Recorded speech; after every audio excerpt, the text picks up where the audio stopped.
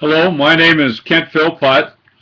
This is Saturday, June the 29th, 2013, and we have had some interesting things happen in this past week. First of all was the situation with Exodus International, which was an umbrella organization that many ministries that we would call ex-gay ministries were part of. And I had some awareness of that and involvement with that early on when I was pastor of Church of the Open Door in San Rafael, California. Certain events happened that as a pastoral counselor, I became aware of people in our community who were homosexual and also were Christians. I knew nothing about homosexuality at that point, but I was going to get a quick education. The result was that we started a ministry called Love in Action, and we later joined Exodus. I was part of that up till 1978. So when the news came down that the president or the head of Exodus International, current fellow, the head of it, I think named Chambers, announced that they were giving up and even issued an apology, I recognized what had happened, which is not uncommon, that they had fallen to a certain intimidation and pressure from the pro-gay community to refrain from even remotely suggesting that there's anything wrong with homosexuality. This is not something uncommon, but it was very startling because the fact that Exodus was umbrella organization for a lot of groups. And then the second thing, of course, was just recently this week, the approval of same-sex marriage. I know that it's still winding its way through being interpreted and understood, but in any case, it was a major movement in a direction that many of us felt was not the right way to go. It was dangerous in that it was the encouraging of homosexual behavior. And from a Christian point of view, and I am a Christian, I'm pastor of Miller Avenue Baptist Church in Mill Valley, California. I'm just starting my 30th year there as pastor. And in response, I wrote an essay that I'm sending out in various ways and wanted to present on YouTube. I'm just simply going to read it for you right now.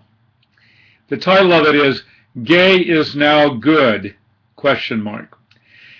After the publications of my two books, The Third Sex and The Gay Theology, in the mid-1970s, I was invited to participate in debates about homosexuality at Presbyterian Church USA events.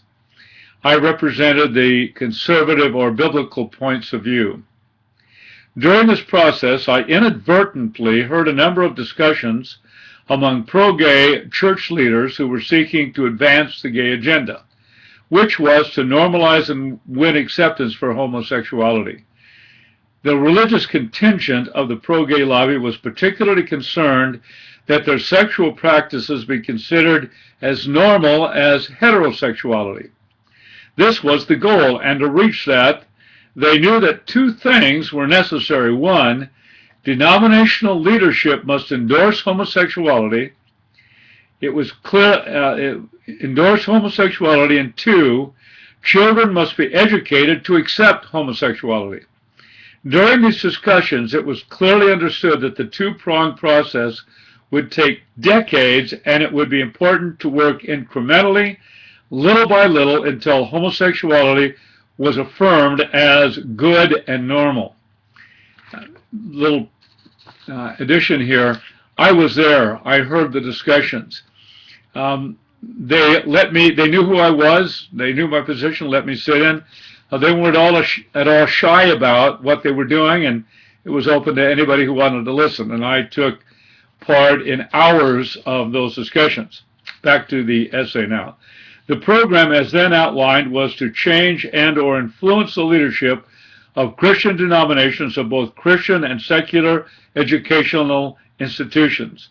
The themes of fairness and equality were slated as the primary concept tools to be used in these public and private institutions, but there was something else on the agenda, something more subtle and far more compelling. Everyone must get to know an actual homosexual. That was the theme, that was the goal. The idea was that it was one thing to debate principles and legal issues, but it's another to reject and judge another individual human being.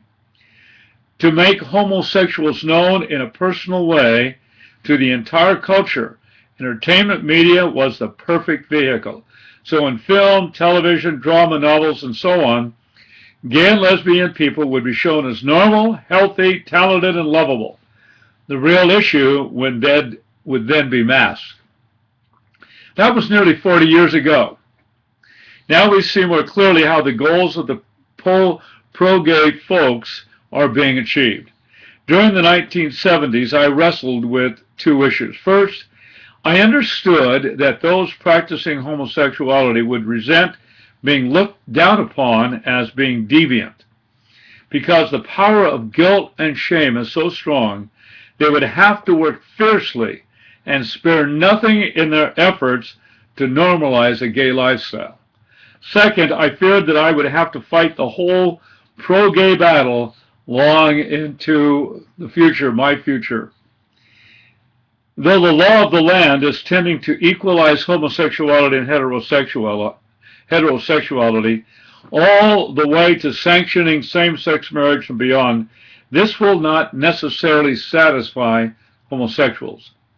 As long as there are people out there like me who have not changed their opinions and continue to say so publicly, then their victory is not complete. No, the dissenters and the conscientious objectors must be dealt with somehow. I assume that, along with a whole host of other Christians and fellow travelers, I will be challenged with the goal of being silenced. There will be varying forms of intimidation, including supposed violation of hate crimes and civil rights laws, removal of nonprofit status, disqualification for state and federal grants, and exclusion from other desirable programs such as helping the hungry and housing the homeless. It will no doubt prove to be a complex and expensive nightmare. One good thing, however, is that there will be a shaking of the Christian tree, and the dead leaves and branches will fall. The result will be a purified church. Already a number of denominations have capitulated, and more follow, including some that historically stood up for the authority of Scripture. In the hearts and minds of Christians, a decision will have to be made. And for those who have homosexual friends and loved ones, the problem is far from academic or political in nature. Indeed, it will be emotional, familial, and personal, and it will leave many confused and divided in the loyalties.